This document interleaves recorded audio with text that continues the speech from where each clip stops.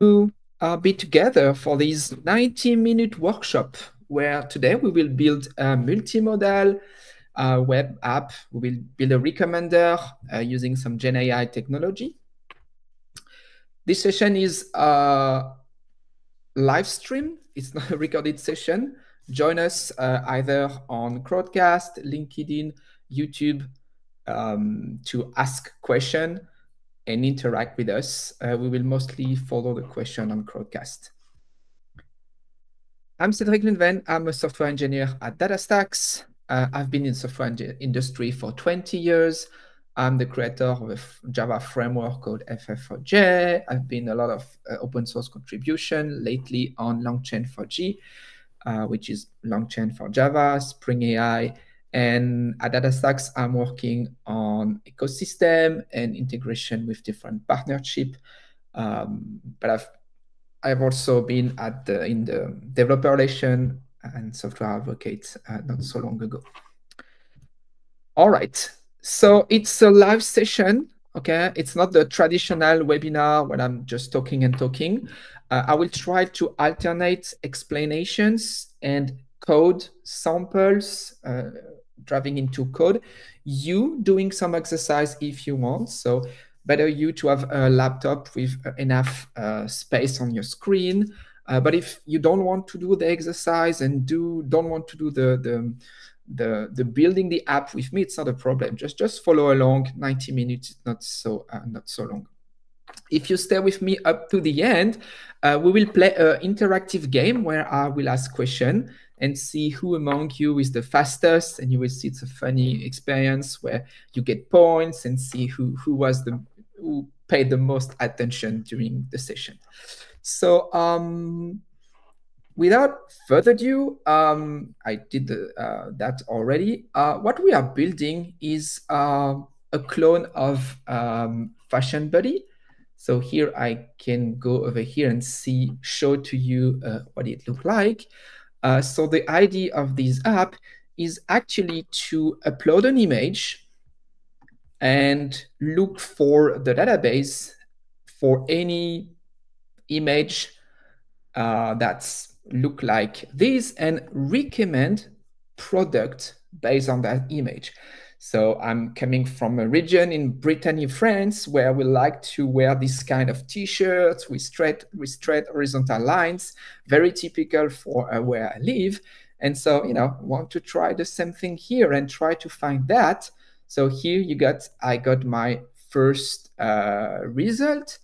And here you got the link where you can actually access product from Dara, which is the dataset. So this is what we are building, a recommender where you send an image and looking at the catalog, loading some AI and generative AI technology, give you something that is closed.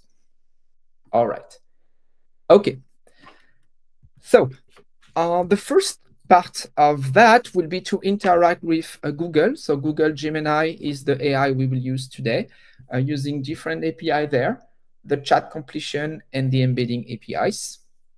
And what we will build, we will start with the Google Colab, because not everyone here is an expert. The Google Colab will help us understand what are the different building blocks for such an app, what is the question you should ask, how do you build that? So we will get a data set from Hugging Face, so very, very typical in the AI world.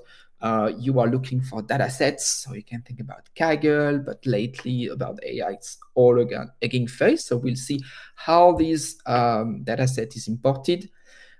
You also need to store all your data sets somewhere in the database, especially in something called a vector database. So we will see what it is about. And once we understand all the pieces, we will build that all together into a framework called Streamlit. Everything I will show today is Python. But you can ask questions about Python, Java, JavaScript. I should be able to answer those. All right. Okay. So starting slow. What about generative AI? So, of course, you have heard about it. It's everywhere on the news. So, generative AI is really a little part of artificial intelligence. Uh, Artificial intelligence, it's not new. It has been around for 40 years already. And as the math progress, as the technology progress, we are able to do some supervised machine learning, training a model to do a specific task, or using technique like reinforcement learning. But then again, with the computers being more powerful, more computing power, GPUs, we're able to ask for deeper and deeper or more complex model. So this neural network, NN, could become with multiple layers, more and more layers. And after 5 layers, we call that deep learning. But the transition is machine learning and deep learning. It's kind of blurry. It's really, you know, at some point you decide that the complexity is enough to this deep learning. Generative AI is coming especially from the transformers, where you will provide a sentence, free form text, that will transform your sentence in something that can be understood with the meaning. And after that, you will start generating some text, image, video, speech by each time looking at what will be the highest probability of next word. And it's working pretty well. I guess everybody's using either ChatGPT, Gemini, Google, Anthropic, Claude. I mean, if you don't, you should. That's really how to 10x your productivity. So as of March 2024, this is the landscape of the Google and more. I don't know, March 2024 seems already so outdated now. We're already in September. So here you see all the different biggest model in March. So see that Claude 3 Olympus, and it's becoming bigger and bigger. So here we are talking about, let's say, 2 trillion parameters to train the model. So it's not something that you will train on your own. That's a company that's spending millions and millions of dollars to train this model, either general purpose model or a model trained for a specific task. Some models are open source, and you can use them either locally or a bit everywhere. So think about Llama 3. You might have heard about it. That's open source model. Where do you run this Llama? Well, you can run this model locally on things like Olama, Local AI. All the providers, the cloud providers, allow you to execute these their model on their platform. So if you open something like Google Vertex AI, which is the platform to run AI in Google, you will see that you can run either the Google model, like Gemini, multi-purpose model, the big one with so many parameters, but you can also run smaller or either open source or dedicated one. So Llama 3, you may have heard, or the Mistral 7B model. Okay, more parameter allows you to do more and more things. Okay, it's quite intuitive. So here, this little animation is coming from Google again, and you say that with so many parameters, now you open all these type of use case. It's not only about summarization, translation, but all kind of natural language and discussion with you. So Gemini is now everywhere, replacing Palm 2, previous generation of the Google model. So you have the fast in the AI world, like Gemini or ChatGPT, you will find a fast model, but that will not go as deep as the kind of deep model. So in ChatGPT, you will find GPT-4o or GPT-4o Mini. So Mini is the fastest one. Gemini is the same. You have Gemini Pro and Gemini Fast. Okay. All right. And here I'm moving. So one thing to notice is now, end of 2024, the model are, for a lot of them, multimodal. So with the same model, you can either do image and text. Before that, you have only text, image, and you were discussing with GPT 3.5 only text and text. And then came GPT-4 vision, where you can do vision, DALL-E, where you can just do image. But now if you ask GPT-4o, it's both text and image. And if you ask Gemini, it's both text and image.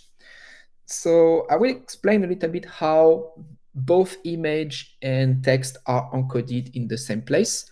For you to be able to ask Google to describe an image, or when you post an image, like I just did with Fashion Buddy, you get something that is very similar, image comparison, but it's also comparing image with product descriptions.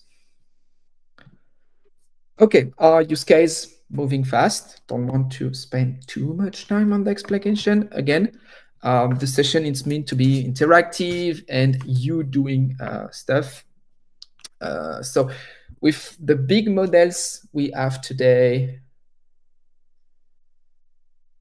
you can do speech, language, code vision. And for this particular session here, we will use the language and the vision. So we give you all the code and the samples to build the app with Gemini. But as I get the question here, you can take this collab as it is right now and replace the model using another provider. That would be the one of the only kind of line of code to change. Okay, so for the first lab, we will show you a little bit of Google Vertex, and we will also initialize the database that we will need for lab 2. As the database may take 5 minutes to start and initialize everything, we would better do that now. Go back into explanation about what's the limitation of just using Gemini or just using GPT. How do you embed your own document? And that's it. All right. So lab 1. Initialize Astra, initialize Vertex AI. So here I'm moving to, let's say, so many screen here. Okay. Let me copy here.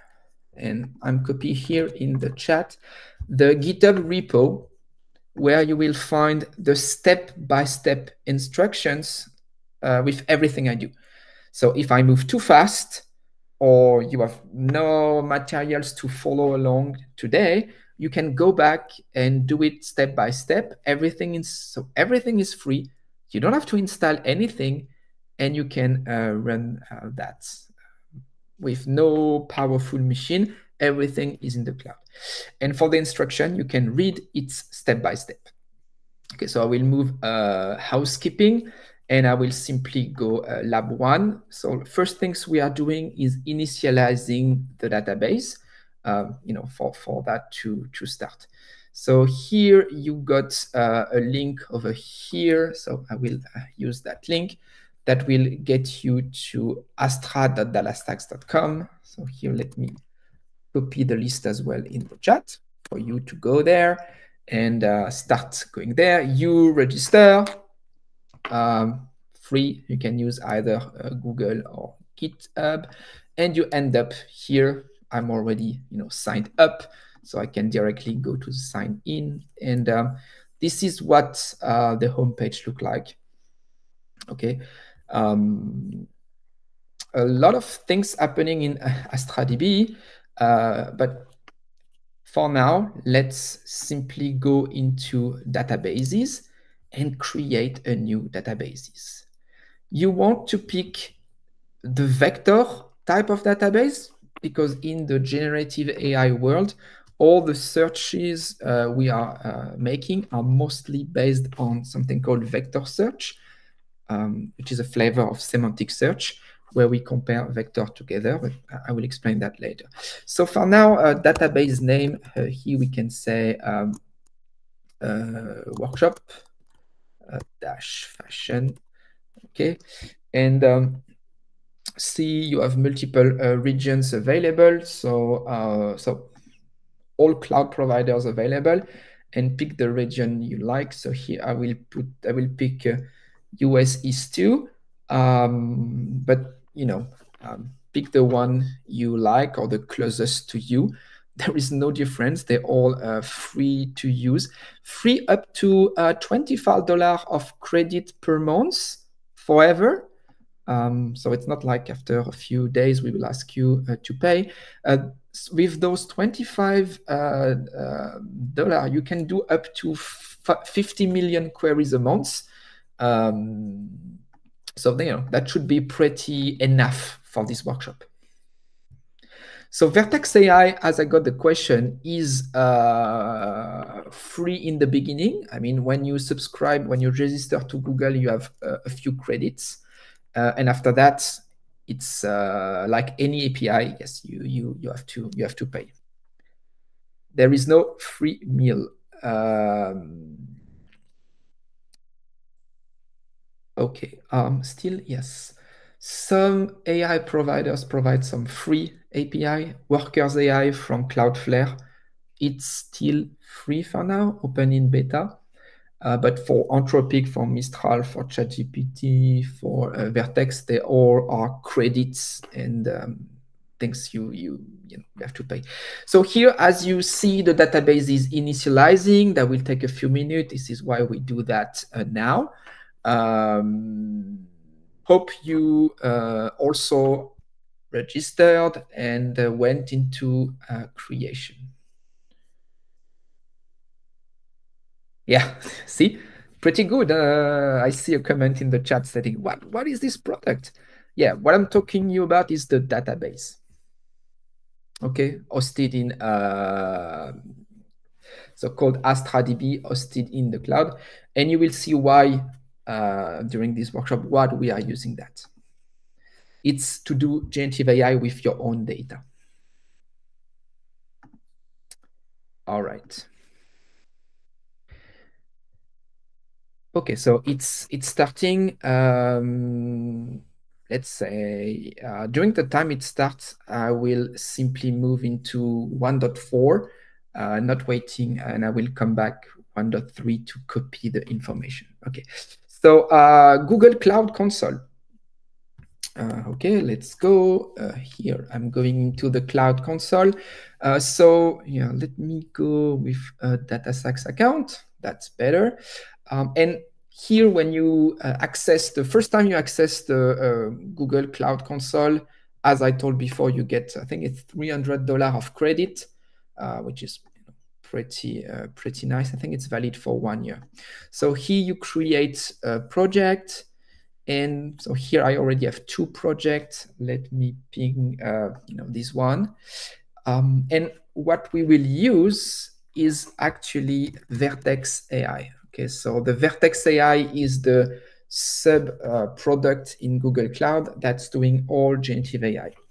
Here you find the model garden. As I told you, you will find models like the Gemini model, 100% Google and only hosted. Imagen 3, which is the text to image.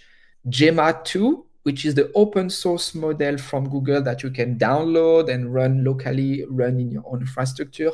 Llama 3.1 from Meta, so not built by Google, but that you can run in Google server.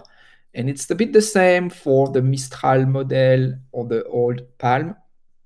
Those are models you can simply run. Okay. So here, what I wanted to show you is maybe the chat. So here you got in the Vertex AI Studio, and you can here simply chat with as you would do with any LLM. So if you go to Gemini.google.app, say, oh yeah, I'm chatting with Gemini. You might think, yeah, it's the same. Yeah, it should be almost the same. So here you are interacting with the web UI external from Google. Here you are in the Google Cloud and you interact using the Vertex API. And this is the Vertex API that you are supposed to use in your application. So here, something I want to show you is you can import an image. Here again, my image, and I say, what do you see in this image? So now in that window, I'm using both image and text. That's new from 2024. This is what we call a multimodal model. And here it's not too bad. It's showing an image, and so it can extract the meaning of an image. Okay, so here you see on the right panel. So we use Gemini 1.5 Flash, which is the one that's going fast but not so deep. And here you got the Pro, which is deeper. So the temperature in a model is, say, the bigger you go with the temperature, the more creative your model is. There is no good or bad value. If you want to create a blog post, you may want to increase the temperature, and the LLM, so a large language model, will answer something maybe more creative, and that's totally what you need for a blog post. But if it's summarizing a document, maybe you want the temperature to be as a bit lower. In theory, if you go up to 0, the output is almost predictive. It will always kind of be the same or very few difference. In the model, you can also ask the output. So how long should be the output? Okay, so that's the output token limit. And when you ask a question, and all the question you must ask before, this is called the context. And so when you see a LLM model, some will unphase the context window, which is super big. It's all the content you can put in one query. And for Google, it's particularly big. I think it's 1 to 1 million token for the input. Okay, all right. Let me make it a little bit bigger as I got the question here. All right. Okay. Okay, so this is how you use Vertex.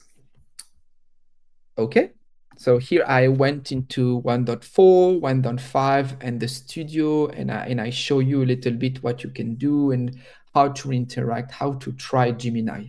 Okay, and if I go back to 1.3, if I go back to my database, it should be up and running. So here you see fashion workshop, workshop fashion. That's my database. It's running. And what we will need to use this database later on will be to the API endpoint.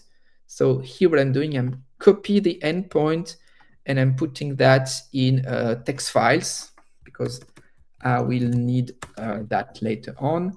And you also need some credentials to interact with that database. So to get the credentials, I'm going here and I generate token. Okay, and here again, I also copy the token. I will copy the token on another on another screen over here. Yeah, I don't want you to know my token, but even if for some reason you saw the token later on, and that's totally could happen, make sure I will delete that token. Okay, all right. So we did the lab one where I show you a little bit of Vertex AI, a little bit of Astra DB. So both are initialized. Okay. All right. So now when you interact with those, how do you make sure that the prompts are effective? I ask a question, task entity completion, right? Is it good enough? Are you working just doing that with the LLM? Maybe it's good enough, but there is actually some techniques and even methodology to interact properly with the LLM, Gemini or any others, to be honest. You need to provide first a context where you need to put some rules. And the first rule is putting the persona. You need to describe who the LLM should pretend to be. You are an assistant targeting Java developer. All right. Second is the objective. Okay, what are you supposed to do? That gives you a scope and already some tones on how to interact with you. And you also need to put some limits, very, very important. Constraints. What is the format you expect? What is the style? And what are the boundaries? Little story, hair company, put a little chatbot interacting with their customers, and the customer start asking questions about something that is not at all related to the hair company, and it start to answer all kind of weird responses. And actually, the company was put accountable for this chatbot, even if the answer came directly from I don't know which LLM, but so be careful if you expect to create a chatbot open to your end customer. You really need to put some limit, like if you don't know, say you don't know. Don't try to imagine, and you need to write it down, very, very, very strictly. If a user asks you some question about something that is not what you're supposed to respond, simply apologize and say you cannot answer. So very, very important. Not everyone is doing that. Some very, very and famous e-commerce websites on their bots, you can actually get weird response. So that's the context. The second is the samples. You can give there are some techniques to give some sample answer to the LLM for the answer to be better. So one shot prompt is where you give one sample. Few shot prompt you give multiple, and there are all kind of various techniques where the LLM should also evaluate the first iteration of what has been produced, recompute some quality KPIs. If it's not good enough, regenerate for you. This kind of iterative retrospection of those things. So when you build a chatbot or an assistant or an agent, part of it at the heart, you will have the prompt, and the prompt really need to check all the boxes. Fashion Buddy is no different, and I will show you what it is. Now, if you only interact with the LLM, and that's the issue, it can be outdated. Those big things has been trained for you. It could millions of dollars, but when it's done, it's done. It will not keep learning. When it's done, it's done. There is a due date. There is a end of training date. And this is why now you may think on, you may have saw both Gemini and GPT actually, that when you enter something which is pretty recent and the LLM actually does not know the response, it needs to do web search because it does not have the context. So first point, it can be outdated. It has been trained with some data, not your data. So it's not fine-tuned for you. And even with some temperature pretty low, there is some risk to hallucinating And this is why also you see the message to say, LLM can do mistake. Please validate the answer. It's almost like a legal message for not being accountable of things. It's not. It's not absolute. It will fail. It will hallucinate. Whatever you try to do, it will still happen. That's how it is right now, and works with limited input windows. It's less and less true with now big input and big output windows. So how do you cope with that?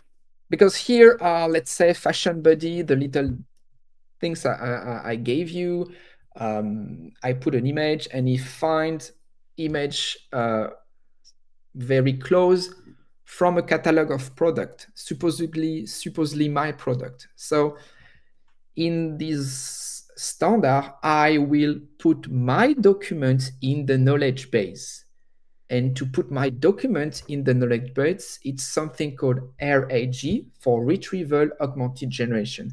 This is how today the Fashion Buddy app will be able to interact with Gemini, but still get you answer on your document.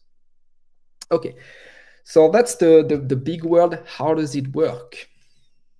Well, you need your document to be part of the knowledge base of the AI, more or less.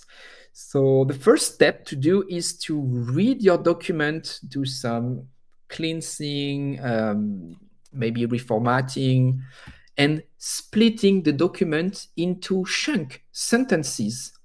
And in each sentence, you will identify the meaning. So first step is chunking. And you can chunk in a lot of different ways. And the most obvious you might think is, let's do one chunk for each sentence. But if you do that, are you sure that you're actually capturing the meaning of the text just by splitting by sentence? Do you want to put things with the same meaning in the same chunk to have the research the more accurate? Good things, you don't have to do it by yourself. There are some framework out there that will do the work for you. Okay, and a lot of what I'm describing here, there are frameworks to do it. The most prominent frameworks in that generative AI world right now are LangChain, the big winner, Llama Index, and semantic kernel from Windows, from Microsoft. Sorry. So those provide you some splitters or chunkers for you to do, and they are either using naive, so splitting by sentence, or they are using some traditional, this time machine learning NLP, so analyzing the text, stemming, extracting the meaning, and putting together what you need. Also, when you do a chunking, there is an overlap in between two chunks, and the idea would be to be able to collate all the chunks of the same paragraph if you need to. Okay, so here you see different chunking technique. So you get your chunks, your data split into little pieces. How do you extract the meanings? So the first step was to extract the meanings using NLP eventually, but this is not how the LLM or the AI will know how to evaluate the similarity in between your question and part of your document. To do that, we are using some vectors. So the operation to translate a sentence into a vector, it's called embedding. And this is where you find the sentence transformer I talked you before. You will transform your sentence into a vector. So the vector are most of the time normalized for mathematic reason and make the computation faster, actually. So I will show you some vector. It's very, very long vector. So multi-hundred coordinates in the same vector. So with Gemini, it's 784. with ChatGPT is 1536. It's very, very long. A lot of zero, very small numbers, because the norm of the vector is 1. Okay, so if you remember your mathematics lesson, so the norm L2, doing the sum of the square of each coordinate. Very funny. Okay, so your data is represented like this, and this data is put as is in a database, but you need a new type of database, so-called vector database. And a vector database should store all these data and be able to insert, delete, and search. It's constant time if possible, to scale if you have a lot of data, and you will save maybe the vectors, but also the metadata collect to the vectors. Could be category, could be the name of the source document, could be some business tags. The idea is when you search in your vector space, you can say, oh, find me all these relevant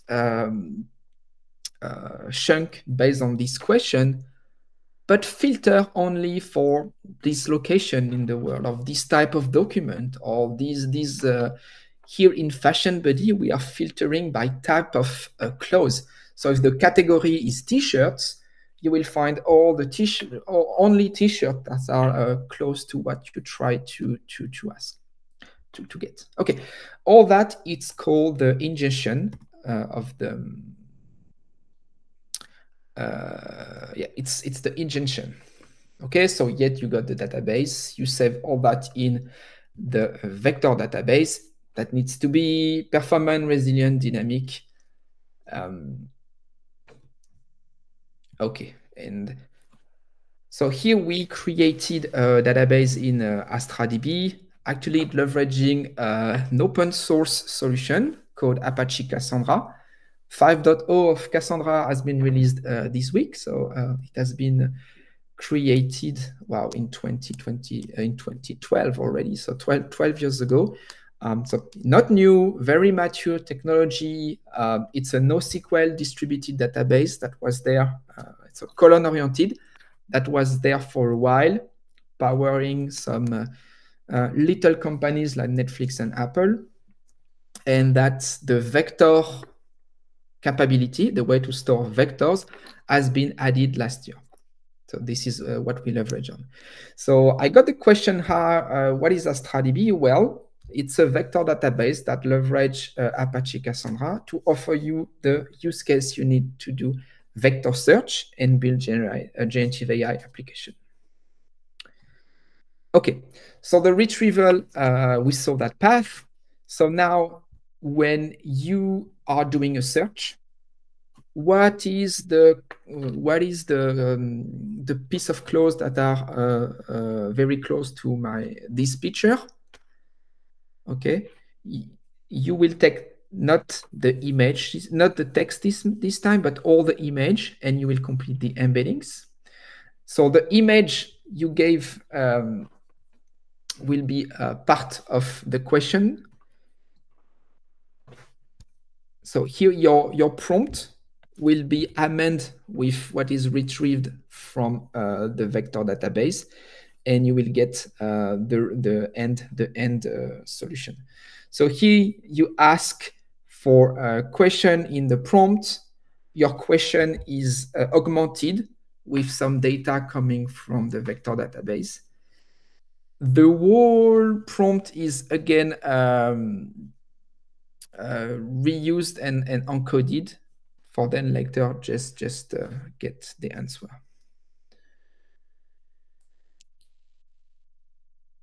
Okay, for the embeddings computation, so I see a lot of questions coming here, very interesting. So is chunking only necessary for natural language? What if you have CSV with numbers? So if you got a CSV with numbers, I'm afraid it will be associated to a text. So there is no meaning extracted. It will simply do the mathematic transformation, sentence transformer. So no advanced technique.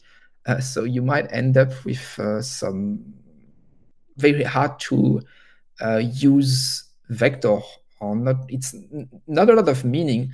So if your input is number, simply use the existing database system doing the comparison. You will not extract meaning from numbers.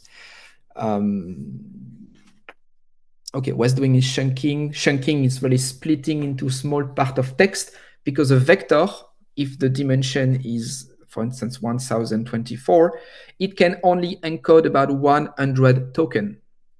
So your chunk needs to be 100 token, and that's only as many information that can be encoded in a vector. So that's what it's doing.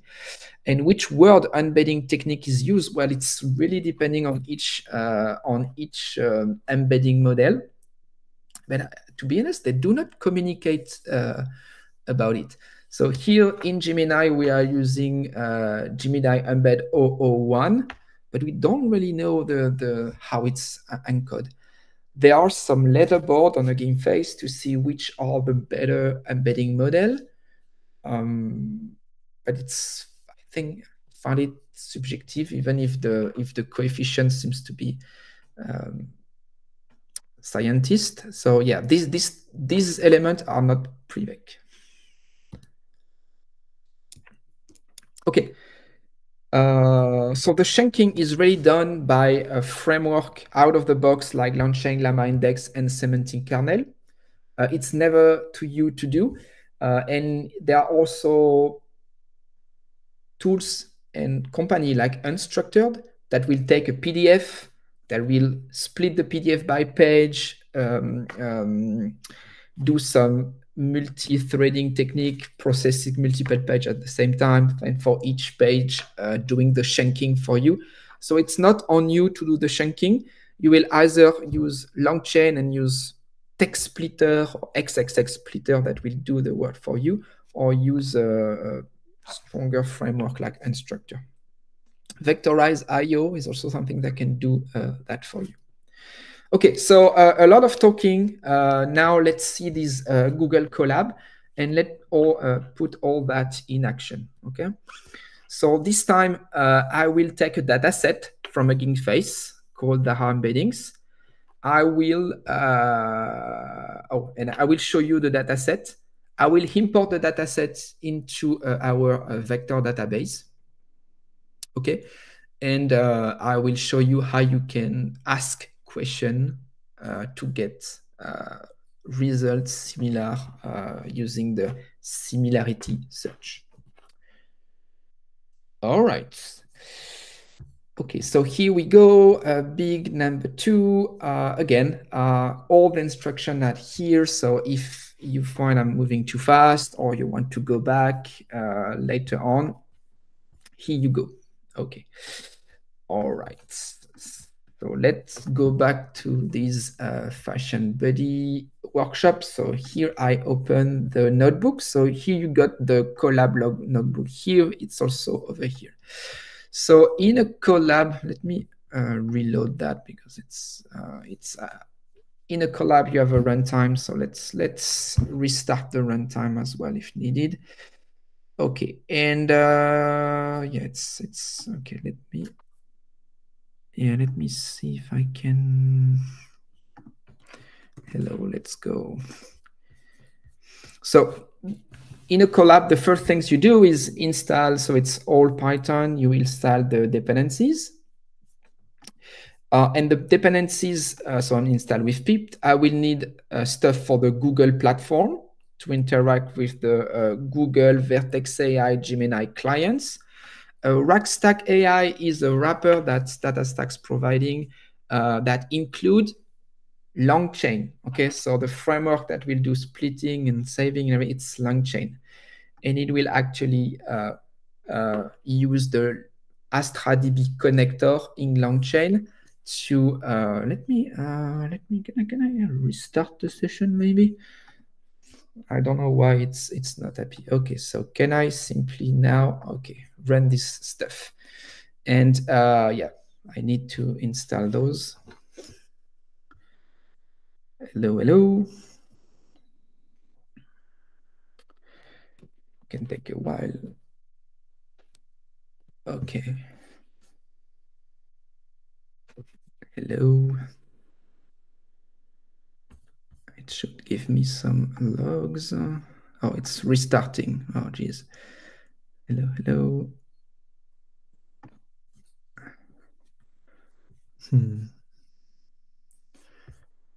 How could I restart these? Just a collab. Can I get those?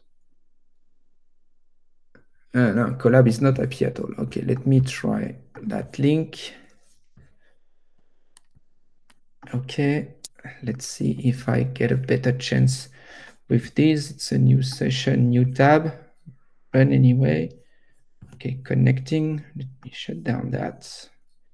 Leave. Okay, connected. All right. Yeah, not sure why the others was hang. Not a big deal.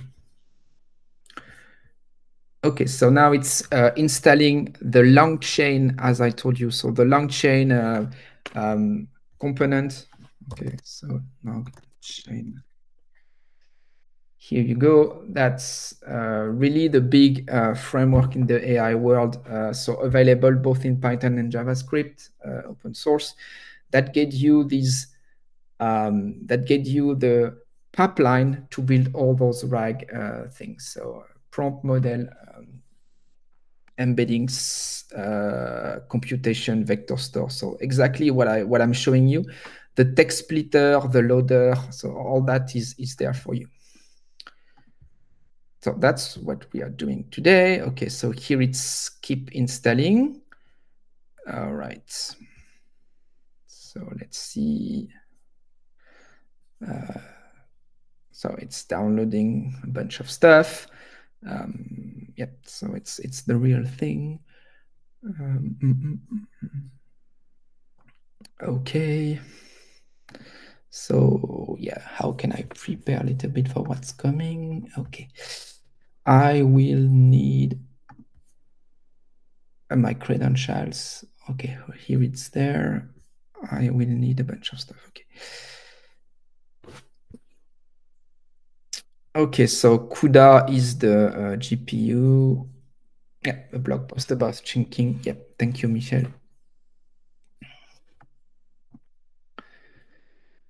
But yeah, fortunately, we don't have to do it by hand.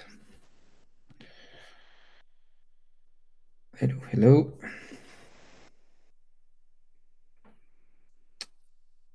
Okay. Okay. Jeez.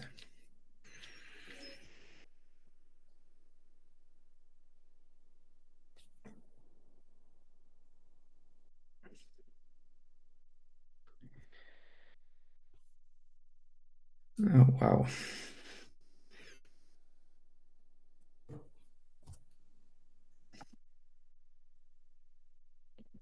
Okay, can I go?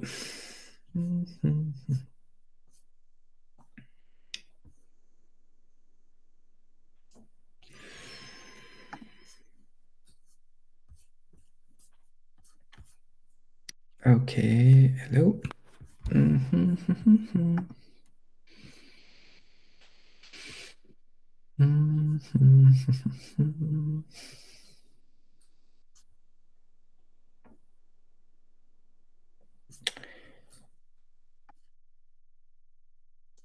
Yeah, wondering why it's low.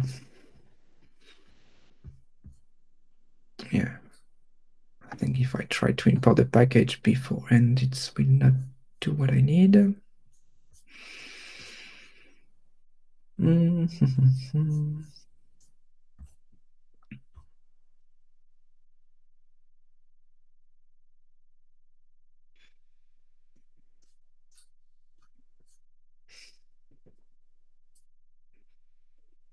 Yeah. Yeah, on top of it, yeah, let's see if I can get better result with these DataStax accounts. Because here it's taking forever, okay. Yeah, let's get out of this installation nightmare.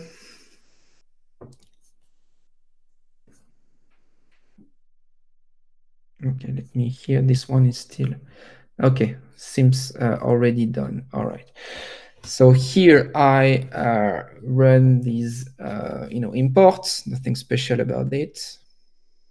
Okay, and here I will start providing the credentials that will be used in this one. So the first is the GCP project ID. So this one, let me copy over here. And the GCP project ID, actually, it's not so mysterious. It's there, right? So you get here the project number and here the project ID. It's the one you get when you created your project early on. Okay. Then he asks for the Astra DB endpoint. So this one, to get the endpoint, it's here when we created the database. Okay. And then he's asking for the token. So the token is the one you got when you generate a token over here. So here I will copy this. Okay, so let's see. Okay. On my machine, I already I've installed G Cloud, which is the CLI for Google. So, and here if I simply show you that I already have clear G Cloud auth login. Okay, so here I go. So I'm connected to DataStax, which is the project I'm using. Okay. All right, I'm connected now. And here, if I say, I will also select the project gcloud config set project ID, just to be sure I'm selecting the same project. Okay. All right, and because I'm doing that, I can actually run this command from gcloud config set project ID. And now I'm connected to Google and I can show the project ID over here. Okay, so if I go back over here in the Google Colab, we are ready. We are plugged to Vertex and Astra. So now how to import the dataset? Well, there are some libraries ready to go called load dataset from datasets. And actually, if you go to huggingface.co/dataset, so Hugging Face, you got some models ready to go, ready to run, and all kind of datasets. And the datasets we are using, so here's the product name, the link, the product image, where you see here, with the static link to the image, the price, the detail. So already a CSV. And the item we would like to encode, to embed, is actually both the image and the text. And here in the dataset, this computation has already been made. So we'll simply save those vectors as is in the database. But if we do not have the embeddings, we will simply ask LangChain document loader and document splitter to get the same type of output. Okay, so let's go. Here we go. So I'm loading here the data set. Okay, so let's see. Okay, and so here I'm converting the data sets into a data frame, okay, from the dictionary. And here I can show the head of the data frame, and you can see that my data set has been loaded over here. Okay, and here I will just add the embeddings like this. Okay, so request product image context. Image, it's my byte. and I will get the embeddings from the image. Okay, so here I'm doing the embeddings actually. Here I'm showing the embeddings column. So here we are recomputing the embeddings actually. I thought we were using it as is, but no, we are actually recomputing them here. So get the byte of the image and asking the model to simply produce the embeddings. Here we go. And now that we have all the item in the data frame and we can compute the embeddings, we connect to Astra and we run a loop. Oh, okay. So, okay. What's the matter here? 401. Okay, so it's not happy with my token. Okay, not a big deal. Let me re-enter the token. Okay, here it is. So I will go back here and simply rerun the line where my token is. Yep. So can I rerun that, please? Okay. All right. Can I?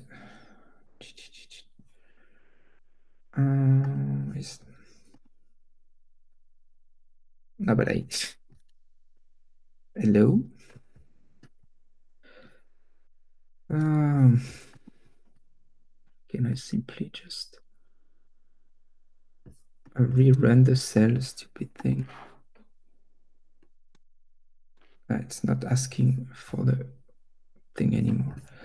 Okay. So, all right.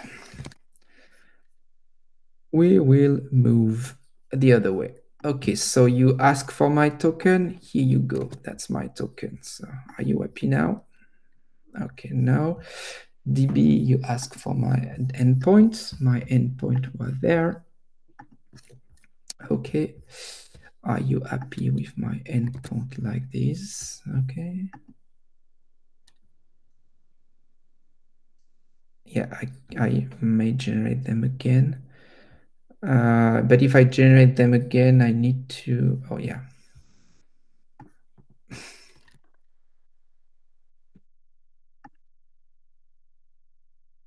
Okay, let's do that way.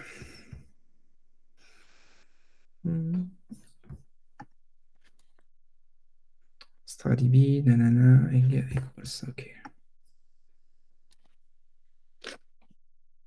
And now I need to kill this token right after the workshop. It's fine.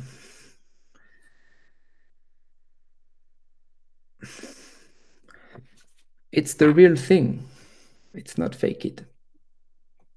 Okay. So here I do have my connection to the database, and I created something called a collection where I will put all my data. So here, if I go to my database, I have a new collection called Fashion Buddy Workshop, totally empty as expected, because I created there. And the dimension of my embeddings is 1408. So here I creating the different function, load into Astra, and then invoking load into Astra.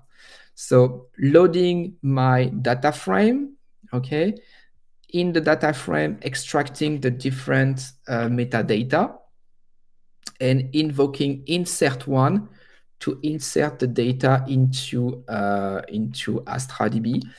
And for the embeddings, I'm using a specific column called $vector. So if I go to the database and refresh, it should come. It should come. It's funny. Today we keep waiting for all kinds of tools. Previously it was the notebook, and now it's Astra. Wondering about my connection now.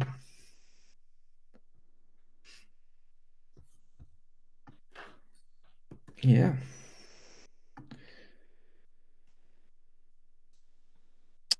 Okay, all right. So here in the end, we enter 936 record that we can find over here. And here you see we have extracted some metadata.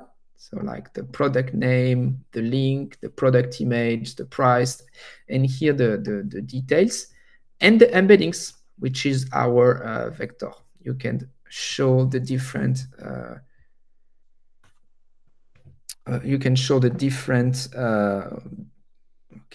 item here, and you can show them as JSON. And if you want to retrieve something that is close to that in the database, you can simply go ask for a search, and here you will get, if something is close, you will get them right away. So here it is. If you want to look something close for that, here you go. You get immediately reordered sort by what you ask. So that a little thing. So we take the data set, we put that in the database. So now let's do some product recommendation. So I create a bunch of function. One is get image. I will upload an image, get the bytes, okay, get the embeddings, calling the model to get the embeddings, so the vector out of my image. Show recommendation, that's only to show the result. But here find. So I will load the image.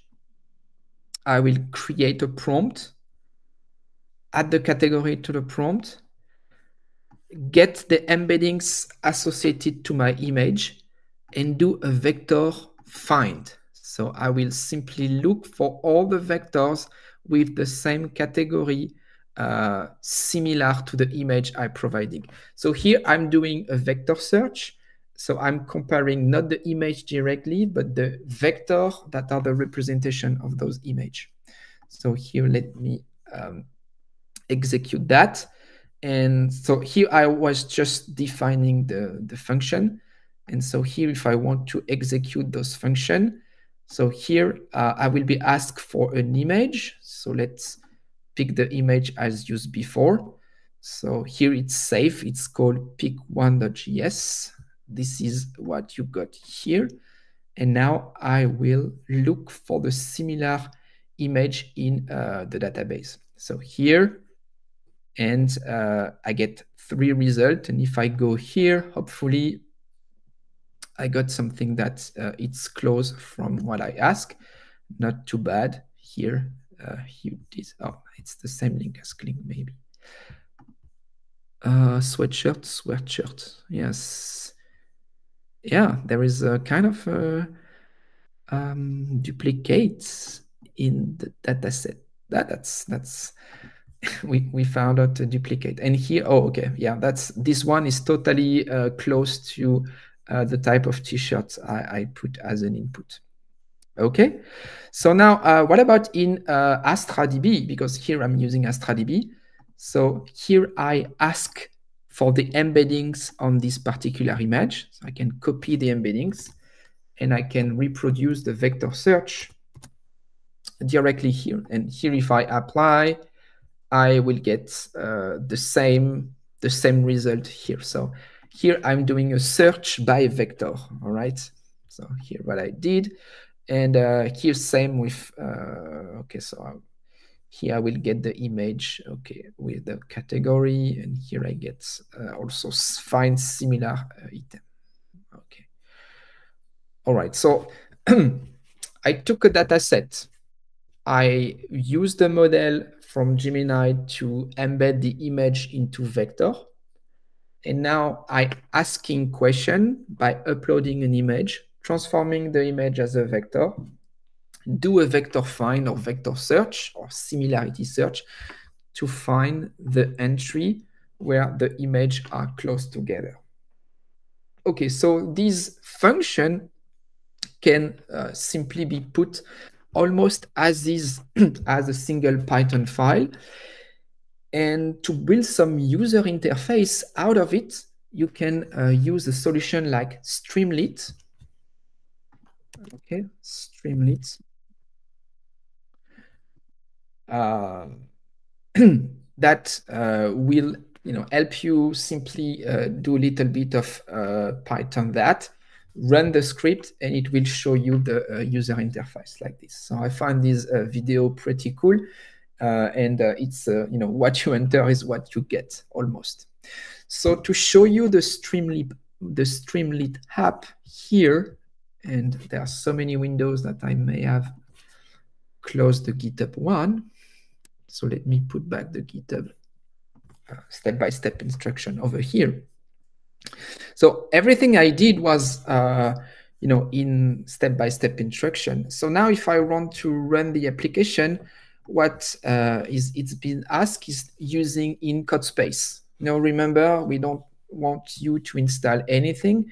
So you will simply import the app in CodeSpace. I should have that open somewhere. So, okay, let me close that. Restart CodeSpace, I guess. Okay, so to run this CodeSpace, you go simply at the top and say, go here, CodeSpace, and here you will click there and it will open that window. Okay, so here it ran. All the code is in the GitHub repo. Okay, what I'm showing you is here Streamlit app. And all the code is here in fashionbody.py, so single py function that will connect to the Astra DB collection we define together, create some category. And here you find the same function, get embeddings, save image, show recommendation with some code very, very close to what we just did. And then you have here, maybe it's small, you have def main that will actually show, create some component of fashion body. So in the very beginning, I had the link to show fashion body. It was really at the beginning. Let me going back over here. I may have closed the window. Okay. Okay, so here it is. That's what we want to get. So here, so you have a menu bar on the left, you have some component, and you have a component to upload an image. So if I go to this stream, here you got fashion body, welcome. This is how you create the sidebar. You explain what you want to do in the sidebar, and you describe that you will upload a file, and when the file is uploaded, you will save the image and find similar product. Okay, so for this code to work, you again need to connect this app to both Astra and Gemini.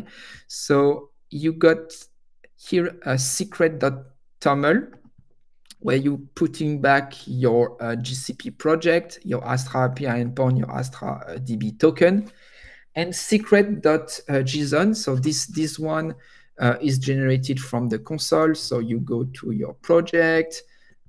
So here, let me go back to this project. You look for credentials or API keys. Okay, keys and credentials. You create a service account. And from the service account, you create, okay, it's coming. From the service account, you create a key, okay?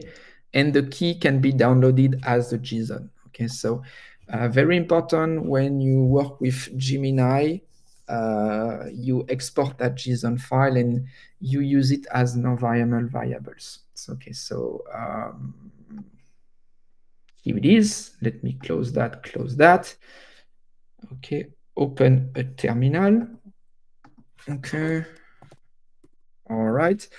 And here, if you look at this instruction, at some point we need to declare an environment variables.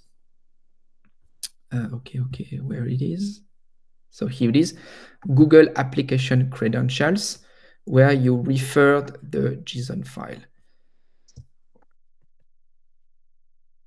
I restart my own, but I may have still, okay, it's not. So I need to go here. export, but it's called secret with an S. Okay. Okay, so now my environment variables is set. My TOML file is okay. My JSON file is okay. The only piece I need is going to the application, so Streamlit app, and run the starting command, Streamlit run app. So when it's will all the code we put in, okay, all the code we put, and here it's starting over here. Okay, cool. And if I try to upload the file, what do I get? Okay, recommend product, permission denied on, blah, blah, blah, publisher, permission denied. Oh, maybe this particular key has no access to the model. But yeah, it's 403 permission denied and not 41 authentication error. So it's the proper project. Is the proper project? Yeah, I thought would have been. Yep. Yeah, just a matter of keys. So yeah, not sure I can fix that in the 15 minutes left. Would be better to wrap up on explanation and do a little game interactive and yeah, show you what you get. Okay, so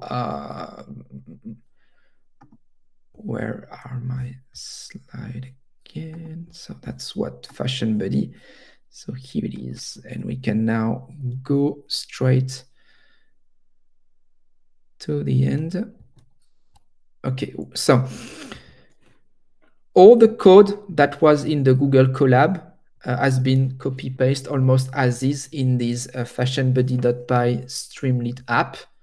We then put what the UI should look like with the different component, and we simply do stream run streamlit.py, and we got an easy way to have a user interface and not only a collab to build a real application. So it was full Python using LangChain, Astra DB, Gemini. Okay, giving you some tips for what's coming. Okay, so with the 15-minute left, let's play a little interactive game, if you don't mind. Yeah, and after that we will close up and maybe save some time for the question. Okay, so to play the game, you go to menti.com and you either enter the code or flash the QR code, and yeah, you should have a UI on your mobile stating that the game will start in a minute. So let me go to the proper screen this time. Here it is. Okay. And if when used there, maybe you can click on the little like button at the bottom to say you're there. And I will wait, 5 minutes for people to, okay, I see it's coming. I will wait 5 minutes, no, maybe not 5 minutes, 2 minutes for more people to join, and we will have fun together.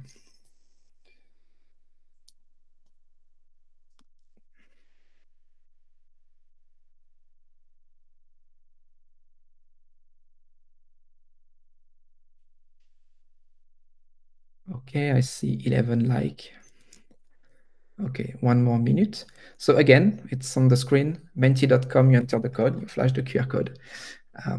Free to play, just fun experience to see if you get or grasp what it takes to build this generative AI app. Ingesting your data set, put in back in a vector database, and then asking question to the LLM, enrich your question with data coming from the database and performing some similarity search. Okay, let's move on. Just want to close on time. Okay. So here is not a question, it's just a where are you from? Okay, it's always cool to see where are you joining from. You just see who's there? Okay, so little dots. We should have some more numbers coming. Okay. Look at that. So India, wow. Okay, so great. I mean, it's super late for you guys. So yeah, thank you for joining. Canada, look at that. It's really a distributed workshop again this time. So always cool to discuss that. Those sessions are recorded, will be available on YouTube as soon as the session is ended. So all the materials are, giveaway. You got the GitHub link, you got the source code, you got the slide deck in the repo, and you can keep using Astra and Gemini and Streamlit for free for a while. Okay, all right, so like it's pretty distributed. Okay, so now I will ask you question, and speed matter. So the faster you answer, the more points you get. So yeah, be careful. So here we have 26 players. See, you might see your icon over here. So answer fast to get more points. What is the name of the vector database we use today? Astra DB, Pinecone, WeWait, Victor.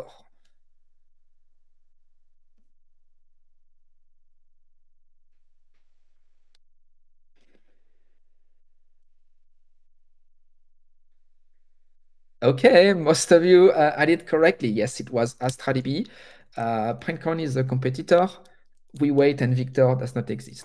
Okay, so this is where you save the data once it has been vectorized or transformed as vectors. Okay, so here we can see with that tool who was the fastest, and we can have a leaderboard. So this time, Caviar was the fastest. And so NK and Clippy come second. Clippy. I think the icon is, very accurate. Okay. All right. Are you ready?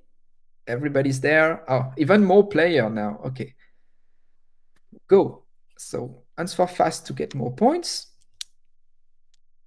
What framework can be used to orchestrate generative AI application? So which one is really, scheduling and making things one after the other? LangFlame, LangFlow, LangChain, LangUlarJS. I'm smiling to my own jokes. LangUlarJS. Okay, no, actually it was LangChain. Yes, so LangChain is really what we used today. LangFlow is the UI also available on Astra. So Astra LangFlow. That can be used to build also RAG pipeline. So both were okay. This is why I put both answers correctly. Today we will use LangChain. You should go back to Astra, go to the top left-hand corner and switch from Astra DB to LangFlow. And now you see some drag and drop and tools to build another form of RAG pipeline, but visually in the Astra user interface. Okay, so let's see. Is Caviar still the fastest? No. Clippy. Oh, Clippy and Shah. We got. Yeah, it come close. Okay, but Caviar is still leading. Okay. Question 3 on 4. Let's go. Speed matters. How do you describe an AI model that accepts heterogeneous input types? I thought about it in the beginning. Multilingual, multimodal, multi-type, or octopus? So the types are image, text, audio, video. Yeah, it's really multimodal. And we can have a multimodal embeddings that's get some meanings both from text and image. So, very powerful model. Clips was one of the first open source, but now most of model on the shelf are multimodal. Oh, look at that. Caviar is still leading. Craziness. Okay. Raju and Shah last question for you, guys and ladies. Very fun experience. Okay. Speed matters. What is the name of the Python framework we used to build the real application? So at the end, the user app. Streamlit, Streamy, Django, Delete.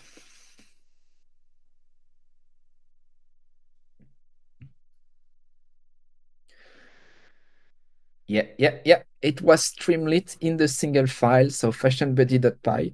That will generate for the UI. Okay, who is our big winner for today? Oh, Raju was very fast. Is it enough? Is it enough? No, and it's still Kava that's winning today. So, yeah, congratulations. Congratulations. Okay, so if you enjoy the workshop, the experience, the material, don't hesitate to subscribe to the YouTube channel to be notified when we going live. It's almost once a week. Here you got the GitHub link material with everything, the slide, the instruction, the notebooks link. If you want to reach out to us after the session is ended, we do have a Discord, the Planet Cassandra Discord. So here is a link. And yeah, that's a wrap up for today. Hope you enjoy the experience and hope to see you next time. Thank you very much. Have a nice day.